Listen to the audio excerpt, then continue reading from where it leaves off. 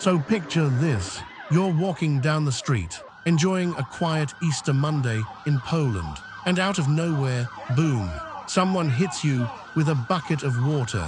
Welcome to Smigus Dingus, or as I like to call it, Water Splash Madness Day. One of Poland's most exciting and chaotic traditions, and honestly, it's so much fun. Every year, the day after Easter, the entire country turns into one massive water fight. Kids, teenagers, parents, even grandparents join in. Water guns, plastic bottles, buckets, you name it, anything that can splash is fair game.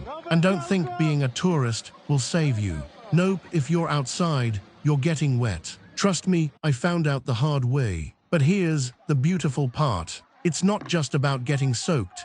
It's about joy, laughter, and community. It's a tradition that goes back centuries, originally meant to welcome spring, cleanse the spirit, and, well, flirt a little. Back in the day, boys would splash the girls they liked. Nowadays, everyone gets soaked, equal opportunity splashing. The energy, the laughter, the surprise attacks. I've never experienced anything like it. It's messy, it's wild, and it might just be the most refreshing tradition in the world. So, would you dare to step out on Water Splash Day?